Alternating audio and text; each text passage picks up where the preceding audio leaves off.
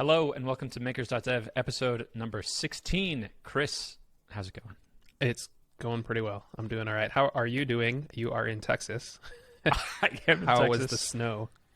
I have survived SNOVID. It was a fun, surprise, urban camping adventure. I got to cancel all of my meetings because without power, you don't have internet.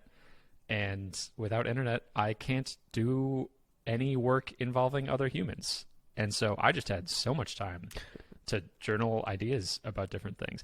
I also came to this place of appreciating so much more.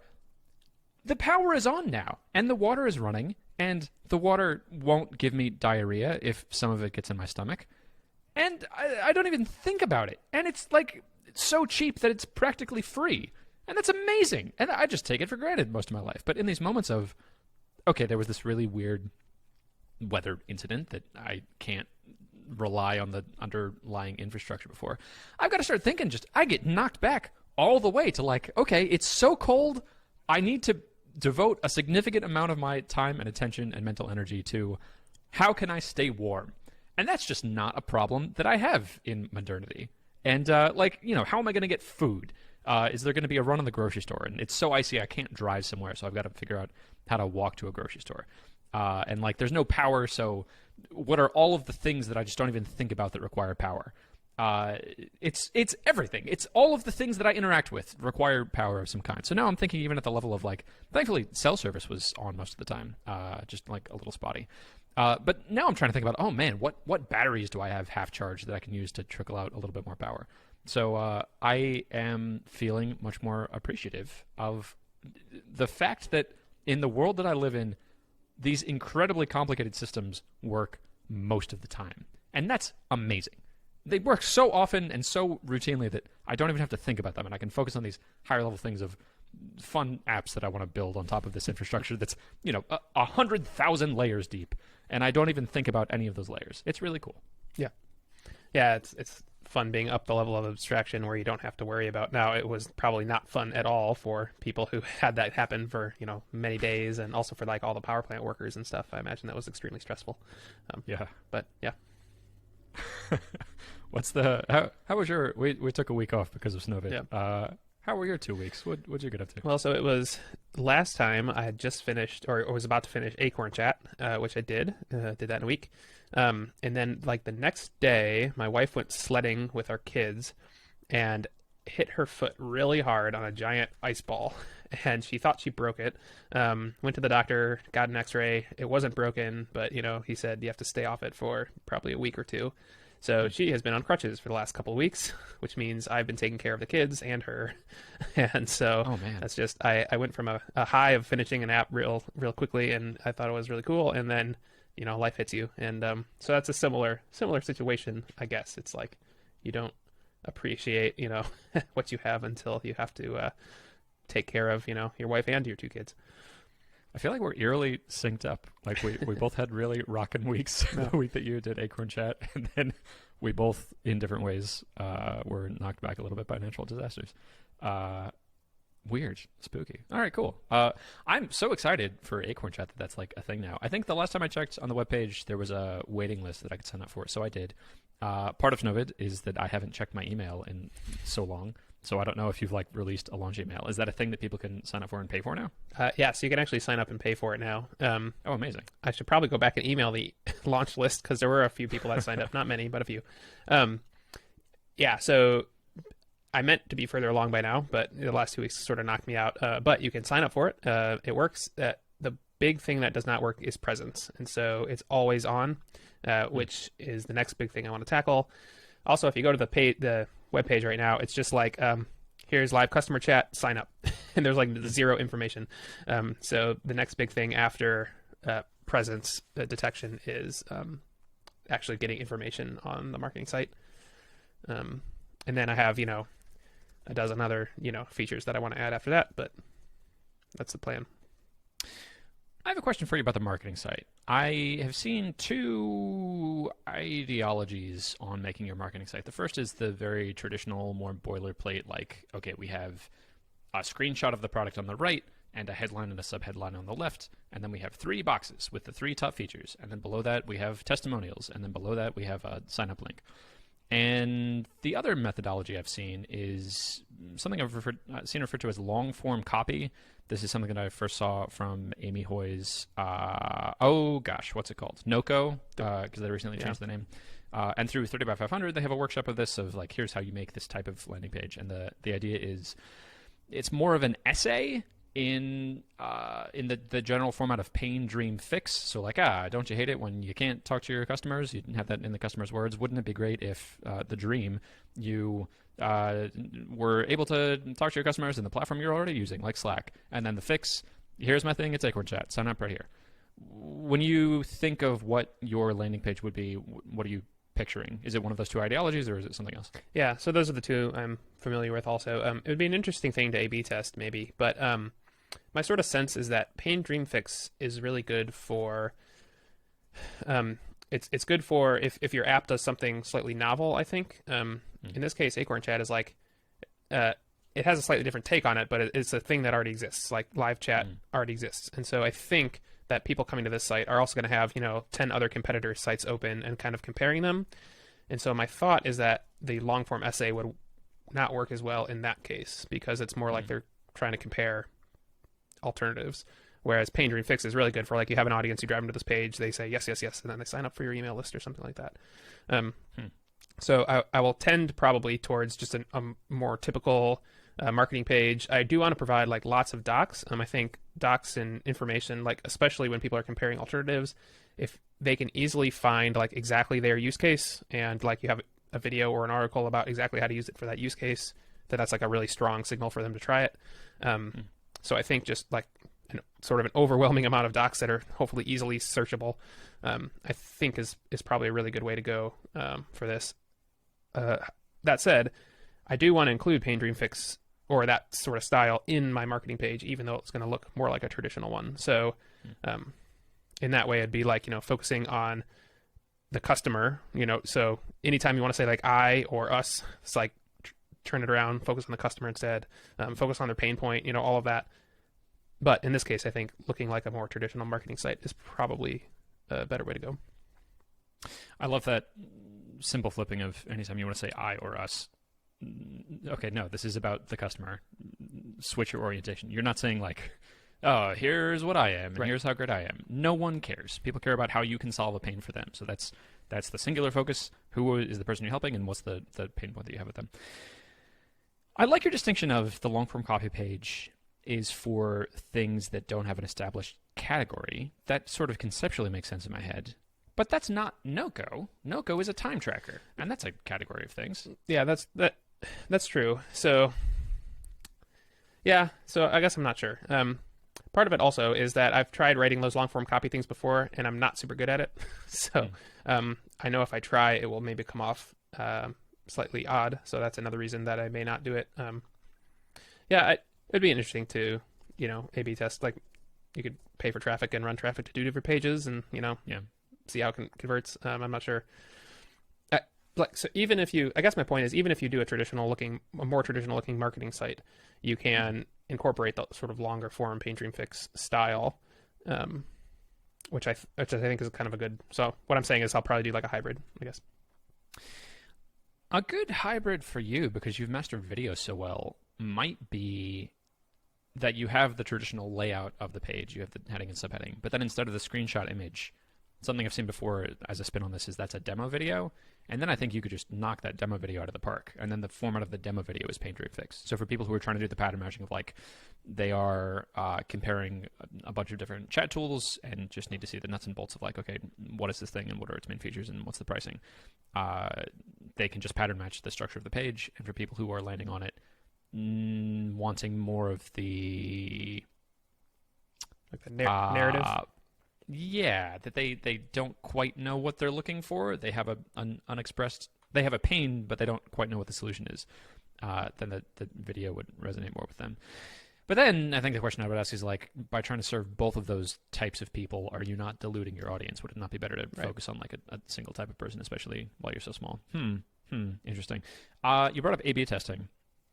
With File Inbox, I feel like I'm like just barely on the cusp of having enough traffic that I can get statistically valid tests in doing things like this. And I ran a test for a long form copy page that I tried to do with File Inbox after being so excited in this workshop I did with Amy Hoy about how to do the long form copy pages. And her philosophy on this is like, this format is objectively better. This is so much better. Like A/B tested, it's the standard boilerplate is awful. And when I ran the A/B tests, I had 3.02% conversion on the original landing page. This was out of almost 17,000 participants. And on my long form copy page, I had 2.79%, which is almost an 8% decrease. Now, it didn't run long enough to have sufficient confidence, but I got spooked by that and so turned it off. And there's a number of reasons why that might be, but it's a question I struggle with. I don't know what the best sort of landing page is. Yeah. Well, that's why you test. Also, it'd be very interesting. So you're basically measuring one thing, which is, do they convert or not? It'd be really interesting to measure things like, time on page. Also things like, so retargeting might be a huge deal here. So if you run ads and you drive people to 2 pages and they, read a significant amount of your long form page but don't convert, and then later you retarget them with a free trial offer, I bet that would convert very well. Yeah. So there's probably lots of experiments you could do. I mean, which all take lots of work, right? So, but it may be that you're just like you're testing conversion on the page, but that may not be exactly the whole story. And the conversions I'm testing are signups, and it may very well be that I get 8% fewer people signing up, but the people who sign up after reading the story and buying into that actually convert into paying customers and then stay with me for 5 years, versus the other people are just featured comparing and wouldn't. Oh, what a complicated problem set. I feel like then I think the thing I want to do then is just if I have a very clear model of who the person is who I'm trying to help and what the problem is that they have, I could talk to people like that and try to get more of a holistic sense of like, hey, here's this page. I want to see you looking at it.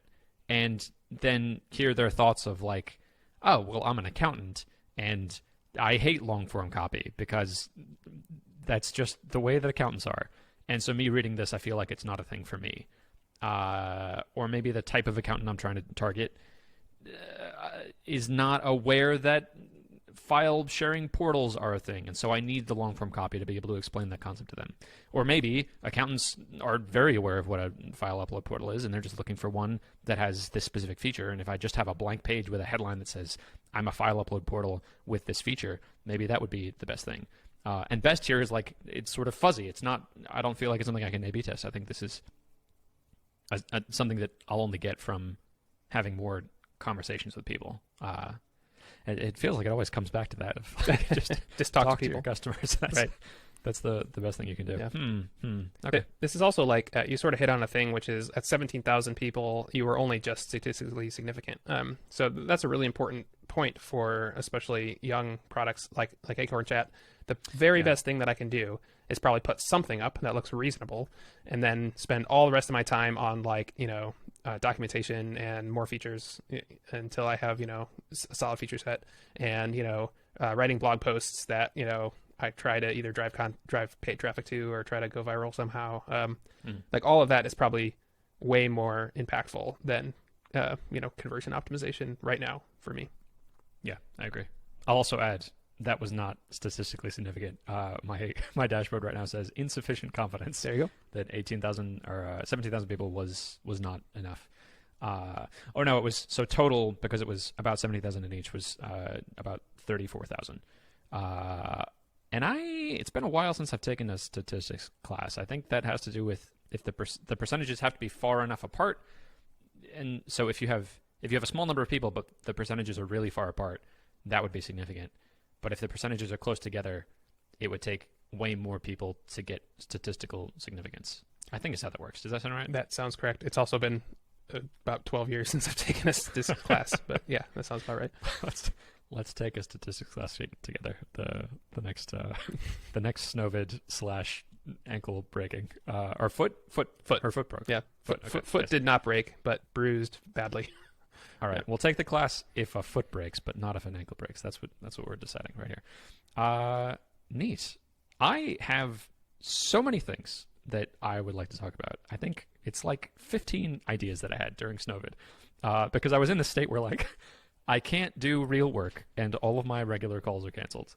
And so I'm just taking a whole bunch of walks and doing basic survival things like, filtering water and getting groceries and cooking and things, huddling together for warmth. And so like it was a perfect environment for these ideas to just be percolating in me for me to take notes on them. So I have a bunch of things that I'd like to just sort of shoot out there. And I don't necessarily want to talk about each one for very long, because otherwise this podcast would be like 4 hours long. But I think what I want to do is just like shoot out these ideas and just get your hot take on them, and then we'll do like 2 minutes each and then move to the next one. How does that sound? That sounds good. If I'm giving hot takes, I'll ask, what are your goals with any of these ideas first? So, to make the world better. Okay. That's the commonality. Yeah. I don't know. I think useful feedback for me would be if you were like, oh, this idea is very similar to this existing thing, and like here's a community that would be very interested in this, or like, Christian, that's a dumb idea because that's not even solving a real problem. All right. Cool. Yeah. All right, here we go. Where do I even want to start? We'll start here. This is the one I'm most excited about. I had the thought, like, why do I buy things from Amazon instead of Shopify stores? And I think the reason is I have an Amazon app, but I don't have a Shopify app. And so this idea is an Amazon app for Shopify stores. You have like a Shopify plugin that does whatever protocol you need to be able to have like, here's how you submit an order. And the front end of it for a consumer would be, it's Amazon, and you can search and it's Amazon, and there's reviews like there's Amazon, and there's one-tap purchases like it's Amazon, and you can buy things from multiple sellers at the same time, and there's a standard rate for shipping. And this would be a thing that would like topple Amazon's dominance, because now that you're getting a similar sort of experience as you are to Amazon, but you don't have to actually use Amazon. Because the friction in buying something from Shopify is I gotta enter my credit card again, which there are consumer-based hacks that you can do of like autofill and things. But if that was as seamless as Amazon purchases are, people would buy more from Shopify stores. What's your hot take? All right, hot take. So Justin Jackson had early in the pandemic, he had this thought also, and then he did several tweet threads about it. So I would go look at those. I don't remember any of the specifics, but yeah, the idea was, why do we buy everything from Amazon? There are lots of independent retailers. He may have even been talking about Shopify. And I think especially his take was, if you can regionally group them, then you can get things like 2-day shipping, because all the retailers are within 100 miles or something. So it sounds very interesting. I think for something to work in that space, it would have to get really large. You would have to have a lot of well, maybe not.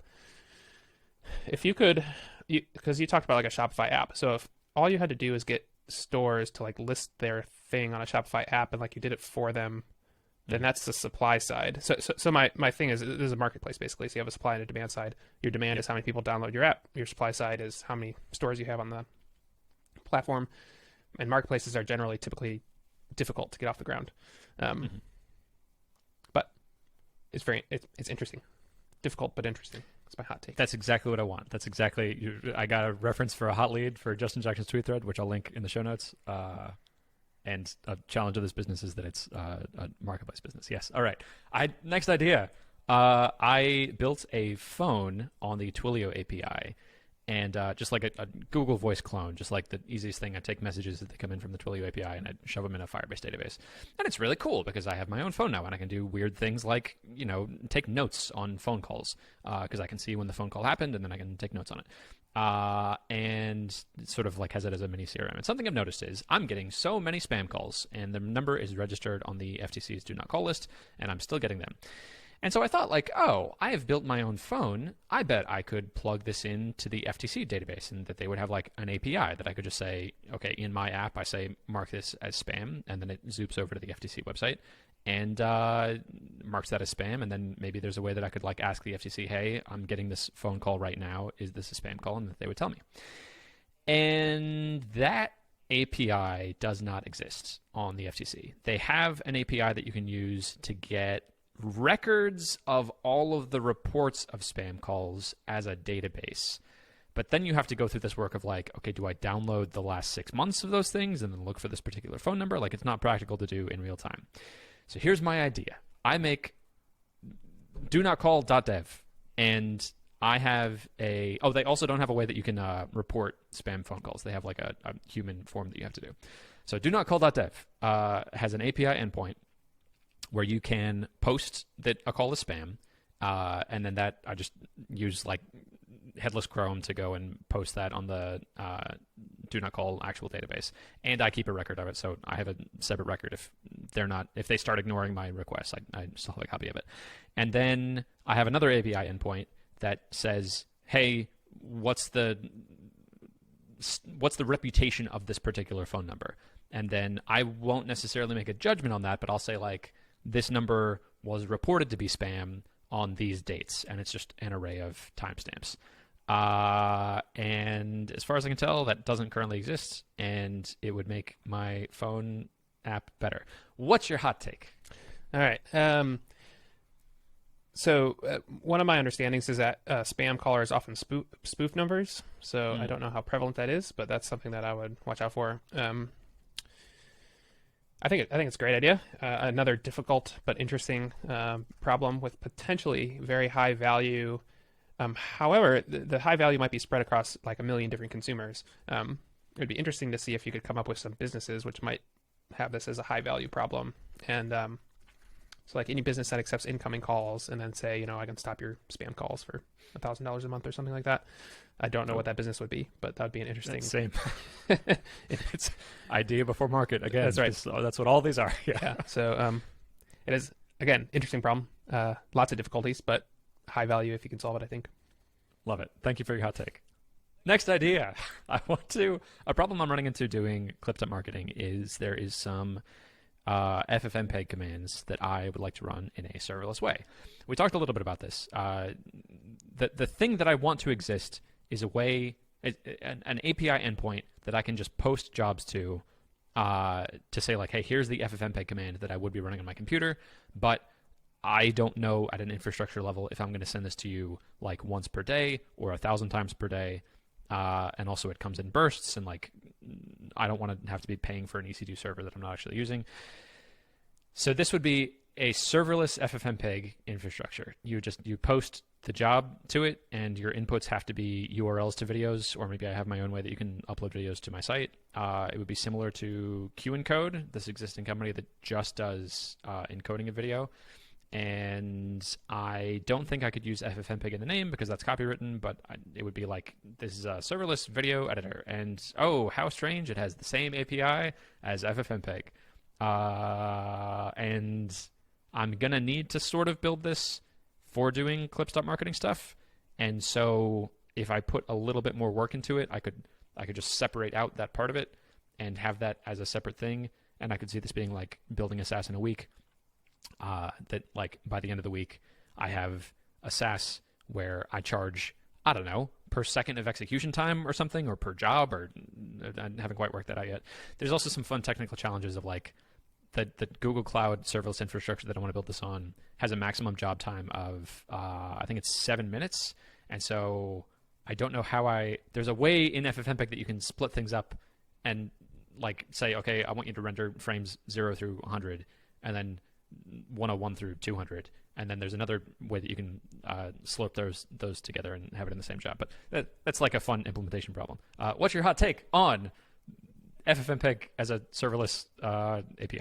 Yeah, so I think it's a great idea if you can find the people that if you can actually reach the people who need it. So you are proof that this market exists. I think anytime you can run a computer command, if you can get it in the cloud somewhere, then people will pay for it. The trick is, can you find enough of those people fast enough to actually pay for the thing? And that I have no idea about. So I would go, maybe do some Sales Safari type work about, going to forums and trying to see if you can find people complaining that ffmpeg won't run correctly, on the machine, or that they wish there was a service that existed or something like that. It's a little bit of a solution in search for a market, but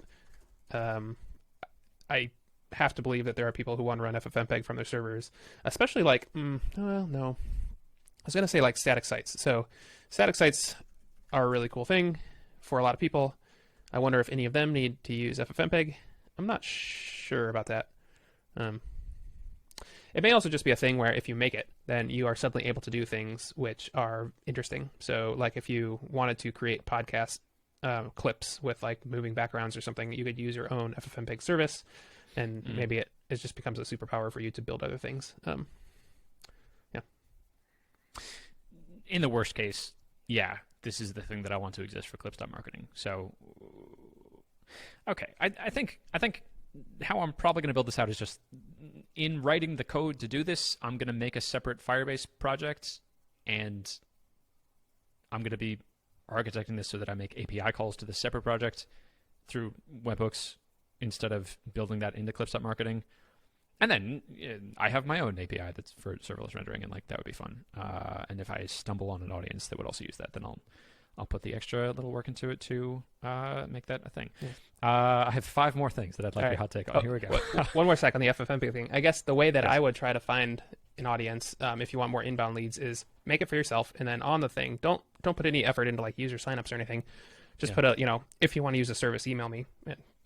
Do your email link, like that. And then, if people really want the service enough to send you an email, then maybe they will also pay for it. Yeah, that's how I do it. I like that. Cool. And I can use the best format of landing page that we figure out. Right. Maybe it's just a demo video. I like that. If it was just like a headline and a demo video. Yeah. Because I think we're both very good at that format of conveying information, and that's proven to be very successful for you on Twitter, of having these tweet threads of building a SaaS in a week and stuff. I like that medium of conveying information. So I think I build this as a separate thing for clips.marketing, and then film a little video of like, here's how this is working for clips.marketing behind the scenes.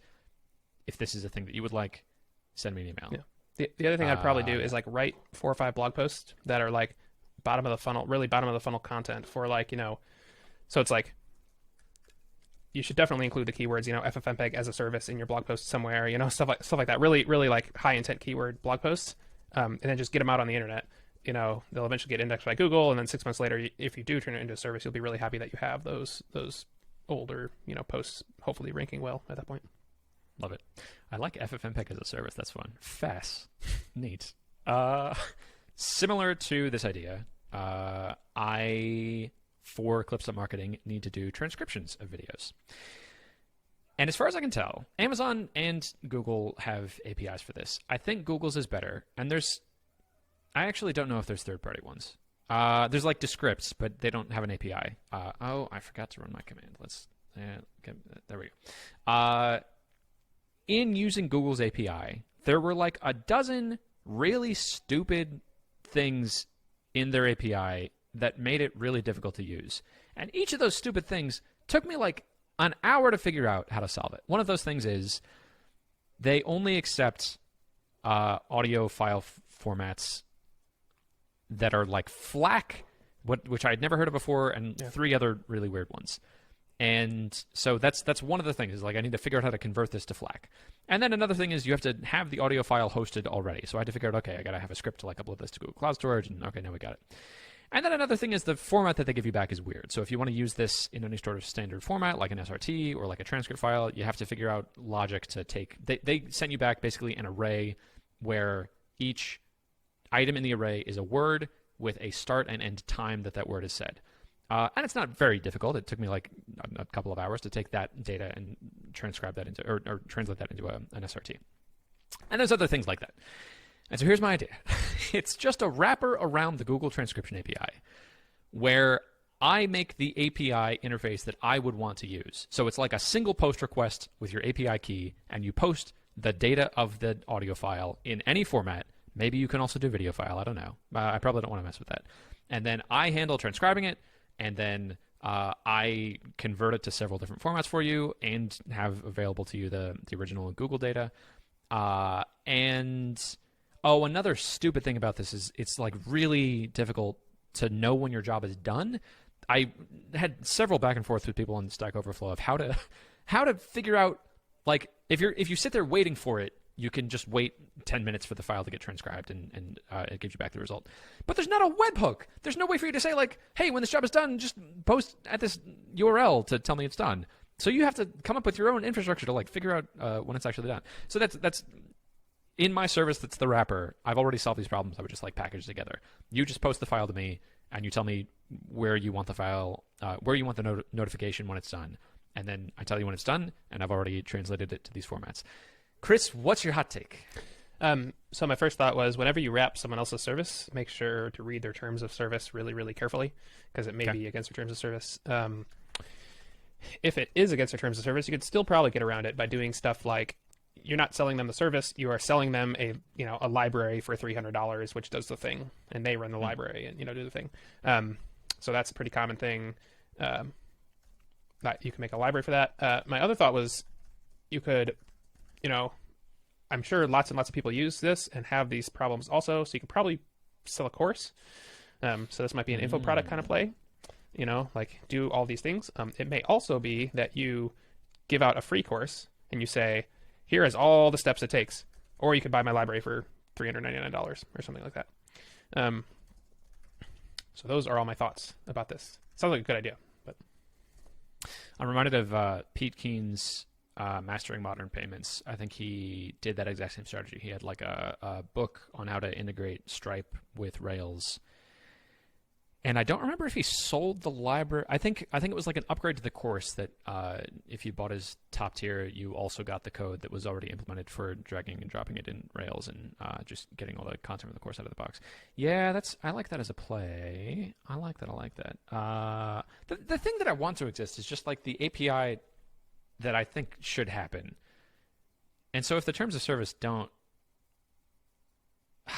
I can't imagine that would be a problem. As long as I wasn't marketing like, this is a wrapper for the really bad Google speech-to-text algorithm. If I said instead, like, here's a very easy way to go from speech to text, and who knows what API I use. Yeah.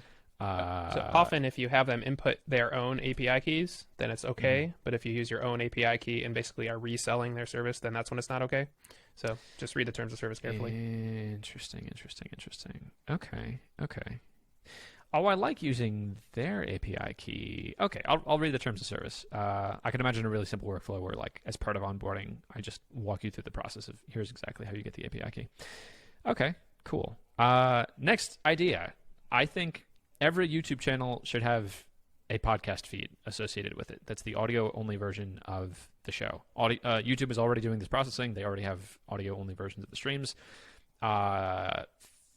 And maybe it's like a toggle that you toggle in your YouTube channel, that if you have a YouTube channel that's not the type of content that would make sense on a podcast, if it's like funny cat videos, that doesn't make sense as a podcast. It's just going to be like the generic background music. Yeah, but for a show like ours, where I'm literally just taking the show every week and I make the video first and then I scrape the audio off of it and then that audio becomes the podcast. I was thinking like, oh, this would be fun to build into Transistor. Actually, this would be a really good idea for Justin Jackson. Like, Transistor could have an API. Transistor could have an option where it was just like, track this YouTube channel and slurp the videos off of it. And I think it would be a fun idea for YouTube to do, of like, if they just overnight had a toggle in your dashboard that was, check this box and your YouTube channel is now a podcast and is available in every podcast reader and has the same album art, and we just use your description and title as the description and title of the podcast. I think that'd be really cool. Chris, what's your hot take? So there's another one that's super cool, and another one where you're going to run into terms of service violations really fast. You cannot slurp YouTube videos in any kind of meaningfully large way without... You sure cannot. Without breaking their terms of service.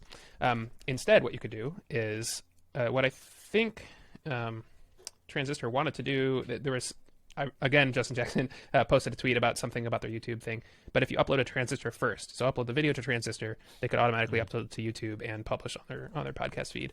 That would be okay, as far as I understand. But yeah, And also, this is not something YouTube will build natively, because then you are going to be clicking off of their platform to a podcast. They want you to get all their content on YouTube. So it is, and as we learned with Google Reader, Google does not like open protocols. Right. So it is a neat idea. However, I think you'd have to attack it from the other direction. That makes sense. In the meantime, I'm going to continue using YouTube DL to have this be convenient for myself. I mean, what? Theoretically, allegedly. This is a quick one. This is one we've already talked about. I want to make my own front-end email client for processing email. I'm getting along with things like, Spark, that let me do triaging. But there's some weird things I want to do that I feel like it's time for me to... Like, the Gmail API doesn't look that hard, and there's some automated processing things I want to do, especially now with SNOVID. Like, I am so behind on email, and this feels like a really great time to dig into this and do my own thing.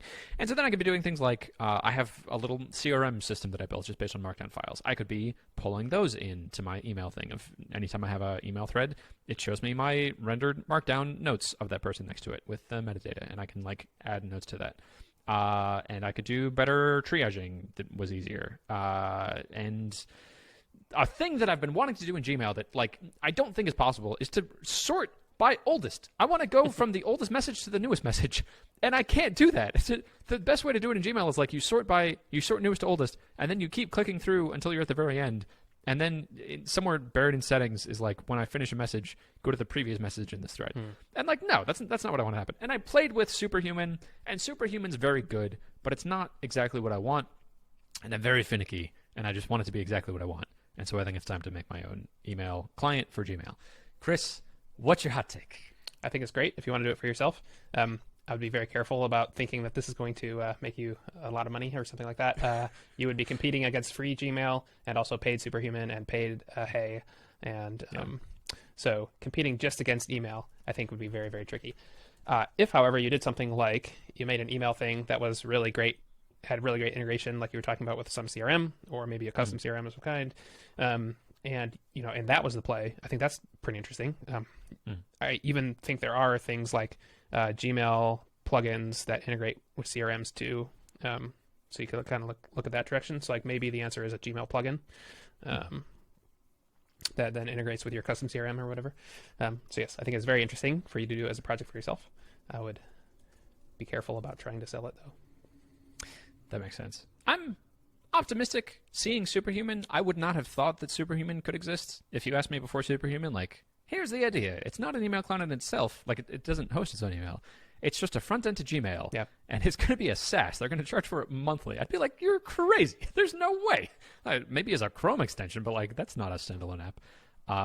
And I feel like I have enough motivation just with the problems that I have to make this a thing. So prudent advice that it's probably not going to make money. I think it could, if you integrate it really well into a CRM or something, like if you have a different take on it, rather than just, like, Superhuman is trying to be the very best email on top of, regular email, and then Hey also, which has their own take. But so if you come up with your own take, I think that might be an interesting way to do it.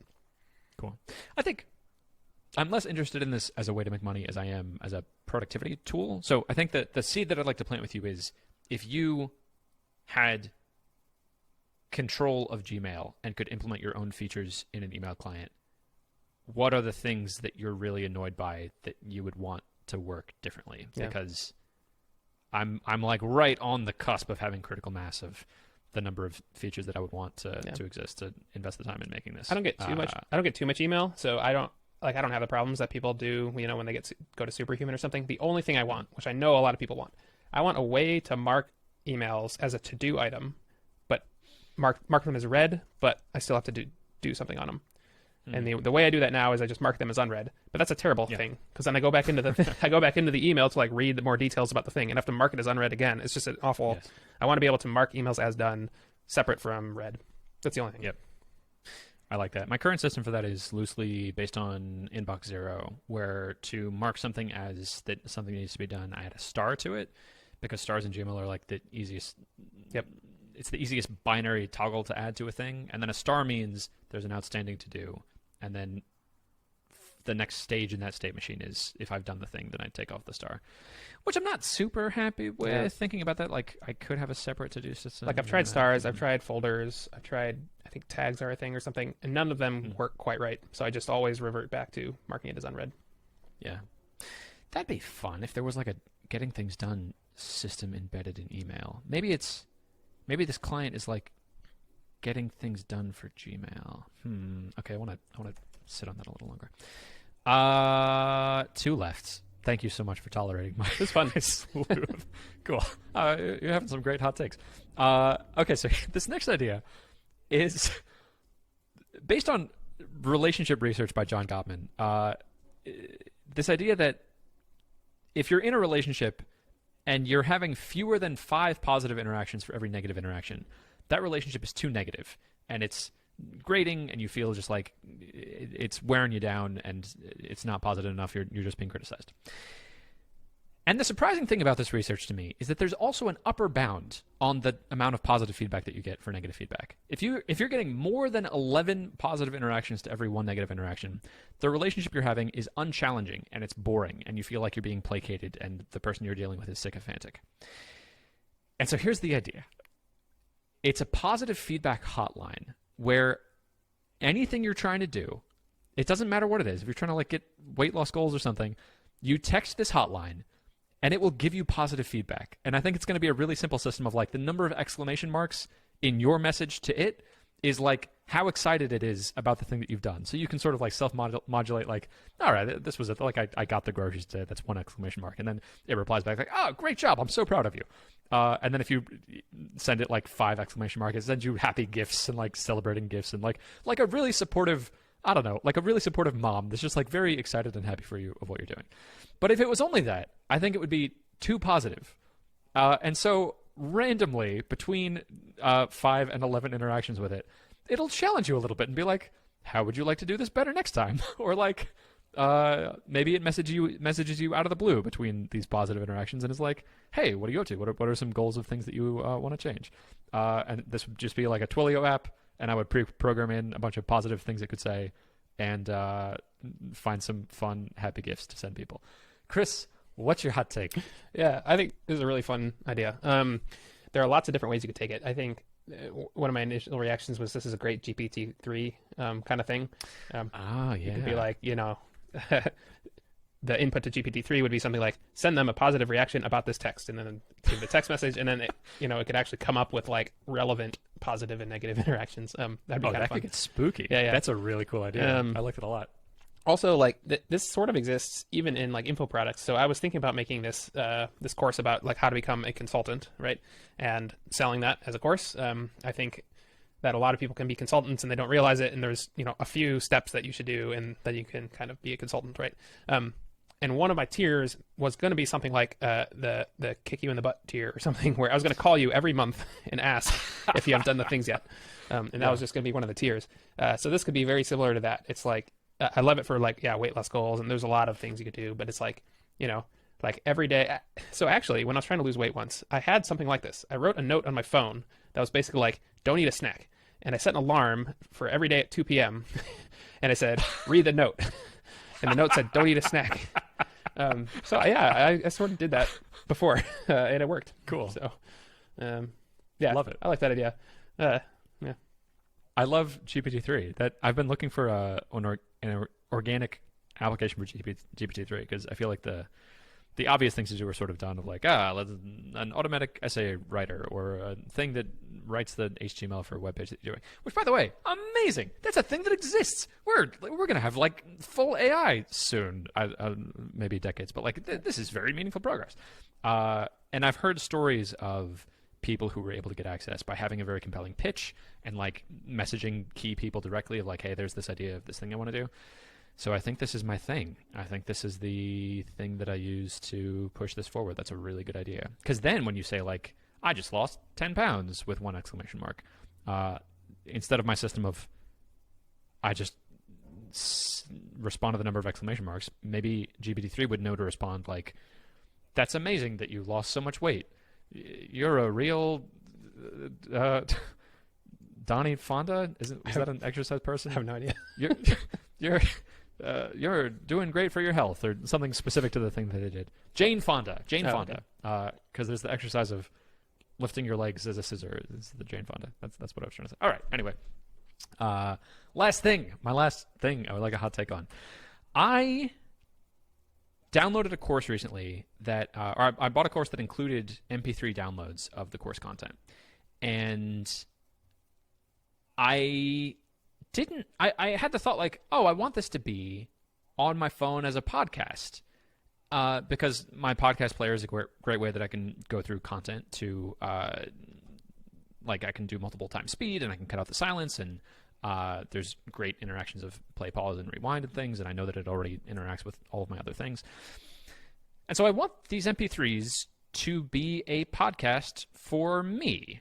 And I actually went through Transistor and was like, maybe I make a private podcast just for myself and then subscribe to it in my podcast app. Yeah. But that I didn't want to do that. I found an easier way of just through Pocket Cast Plus, which is the Android app that I use. I was able to have cloud storage, which I loved. I didn't know that was a thing. And then I could listen to it let me treat those audio files as a podcast. So it basically made a private podcast. But it got me thinking, like, there's a lot of things that are weird that I would like to do around media consumption, like taking notes on books, or like, and timestamping that. My workflow right now is if I hear an interesting thought, I'll pause the podcast I'm listening to and then switch over to Google Keep and then write the title of the podcast on top and then take my note. And if it's like really good, I might do a timestamp of it. And what would be really cool is if that was all contained in the podcast app. And maybe I can also do it with like EPUBs or other ebook formats of like it's reading it to me as speech to text. I consume content through audio much easier than I do if I'm having to sit down and read it. And then it's the same sort of interface of like, okay, I have a thought on this. It's a single button. Maybe I press and hold it, and it starts recording my voice. And then I let go, and then that transcribes it automatically and saves the voice note that I did and saves the timestamp and the title of the podcast of the thing that I was listening to. And now that's in a format that I can easily move to other places. Like I can export that and move it into my main note-taking system, or I don't know, maybe it has webhooks and it can go into Notion or whatever tool people want to use. Right. Chris, what's your hot take? So I think this is a good idea too. If you are hosting, some thoughts are if you're hosting media, then you may run into more terms of service problems if you're like rehosting media or something. But I have done something similar to this before, actually. It was a long time ago, so I can't quite remember why, but I wanted to reserve, I think it was MP3 files to myself. And so I wrote a thing that did that. And then I could access it remotely. I can't remember exactly why now, but it was something similar to, I had a course and I wanted it to ingest it in a different way or on my phone or something. So yeah, I think there's kind of like a personal podcast feed, which is like re-hosting content, and then you're able to like clip and take notes on it yourself. I do a similar thing. I take notes on podcasts, and I just keep a notes file with podcast timestamp in my thoughts. It'd be neat if that was an app. The other thing I do is I'll keep entire MP3s of podcasts that were really good and listen to those every once in a while. So it'd be kind of cool if you could like star an entire podcast episode and be like, you should listen to this every 6 months or something, stuff like that. Yeah. So I think there's a lot around podcast consumption or video consumption if you go that route, and note taking and stuff. That would be really neat. This is sort of tying in too with my clips.marketing stuff. I've an angle on clipping that I've been chewing on is, what if the clipping was done by listeners? What if listeners of this podcast clipped episodes, and then those clips, like, we knew about the timestamps that they clipped, and then we could take those and automatically feed them into our social media feeds.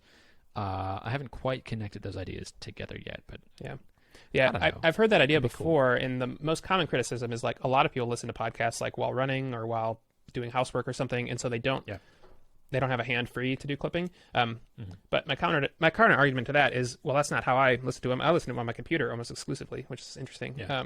And then I do take notes.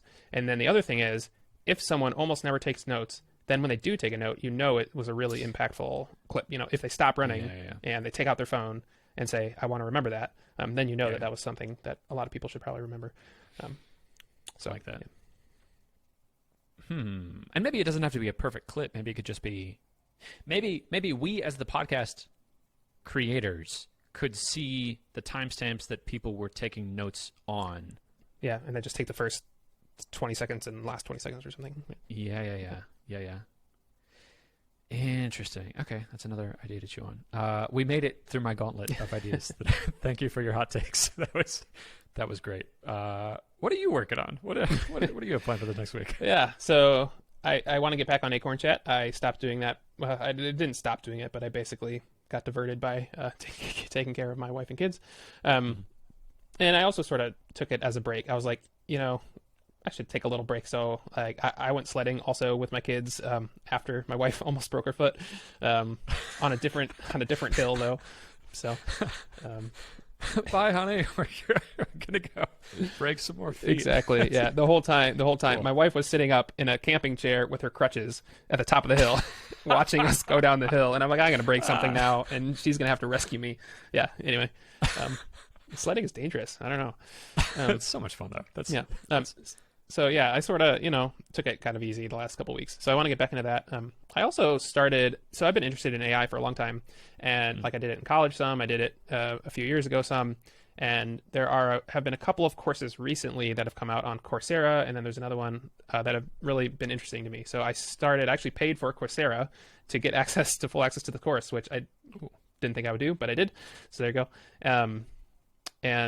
So I've been doing that kind of. I'm really interested in like the generative type of AI stuff. So like generating text or images with neural networks. That's just really interesting to me for some reason. And so so I'm kind of doing that in my spare time as a side project with that's so cool. No real goal. Just I just want to get through the course, and I thought it'd be really neat. So learning about AI, I don't think is possibly a thing that could be a waste of time. I think it's a really good goal. Yeah. I will link that course in the show notes. That's also a thing I've been interested in diving more into. And I think what I've struggled with is like having a problem that AI solves. It's really good at classification, but I don't have very many classification problems. And with GPT-3, it's good at basic generation of like art and text and music. But I haven't really had a reason to use that before this idea with this positive texting thing. And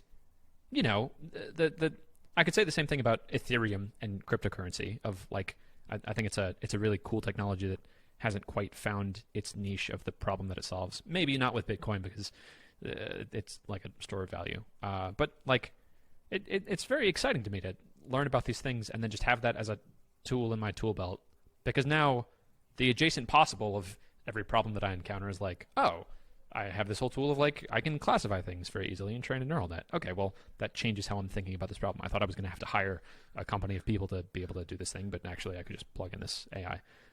That's really cool. I'm excited to see what that looks like. Oh, maybe with Acorn Chat, that could be a fun thing of like AI responses. That's sort of a thing that already exists. That's a thing that already exists, and people sort of universally hate it. Yeah.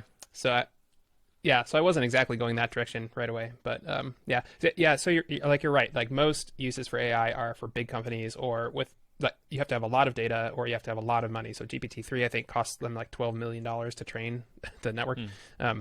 So you have to have like a lot of money or a lot of data. It has been useful for me in my professional life a little bit. So I've done consulting for companies like healthcare companies, for example, that have access to hundreds of thousands of people's medical records. That was an interesting project we did a little bit of data science on.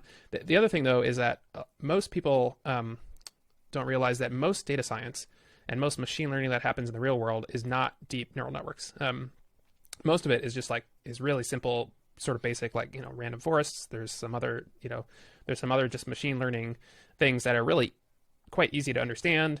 And you don't need deep neural networks for them. But deep neural networks are the fun thing because you can do things like make faces that don't exist and stuff like that.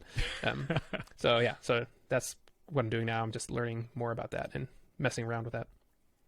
How exciting that we're living in the future and we're facing these very pragmatic problems of we have machine intelligence and it's not quite at human intelligence yet.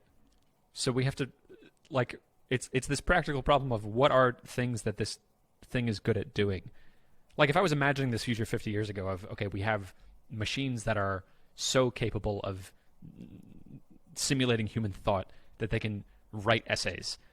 Don't you think the world would be so much different? 50 years ago, I would have been like, oh my gosh, yes, the world's going to be completely different. And like, no, because that's very little of what it actually is to be human. And you need to be able to do a lot more than that to be a competent person in society. Like we're a long ways away from, like probably on the order of decades of computers completely replacing radiologists or completely replacing whatever accountants. I think we're in this fun transition period where the best things that are able to act in the world are going to be these computer-human hybrids of, like, if you're an accountant who can use these AI tools to magnify what you're able to do, you are the best accountant entity that there is. You're better than any human accountant, and you're better than any AI accountant. I think that's where chess is right now, but chess may have been surpassed completely by AI. Yeah, I think it just switched, but for a long time, you're right, exactly. It was a hybrid team was the best team in the world. Now, I think just recently it's switched so that I think the same team that wrote the Alpha Zero applied it to chess, and that is now better than any other team or hybrid. Yeah, that tracks. It's kind of spooky philosophically that's what the progression is. Where like first humans are the best, and then humans and computers are the best, and then inevitably humans become the best. That's right. Like, all right, what are we going to do then? Yep. Yeah, it is interesting. So AI is really good at two things. One is things that humans can already do in like less than a second. So like classification, is this a dog or is this a cat? That kind of thing. And then the other thing is predicting the next thing in a sequence of things. And so that's what GPT-3 is. That is, given this text input, what is the next one word or 1,000 words, but the only reason it's good as that is because it's seen, 1 billion words or something like that, or more than that, 1 billion pieces of text. So yeah, it's sort of like it's approaching human intelligence without actually being. It has no knowledge about what it's saying. It just knows that if you give it this input, it should return these things. So yeah, when it switches to actually knowing about what it's talking about, that's when we need to watch out. That'll be spooky. People are worried all about like these political crises and like climate change and everything. And I'm very much in the camp of, we have this huge looming thing on the horizon of like, we are making a super intelligent machine and we have no idea what's going to happen next. All of these other problems sort of pale in comparison to that. It's fun for context. That's Sam Altman. So Sam Altman's in charge of OpenAI. That's his thesis. It's like AI is coming soon. As soon might be 10 years or it might be 100 years. But in the grand scheme of things, doesn't matter. Like in 100 years, we're going to have something that is more intelligent than all the humans put together. We should be afraid of that. And afraid in a, like a grand sense. Like it can be used for good or evil. Yes. We should make sure it's used for good and not killing everyone. Yeah. Yep. We should all be paying attention to AI.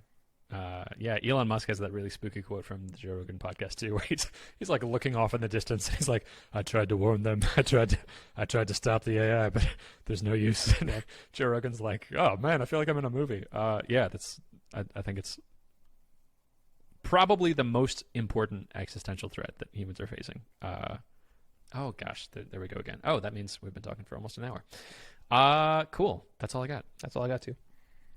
Then I'll see you next week. Goodbye. Bye.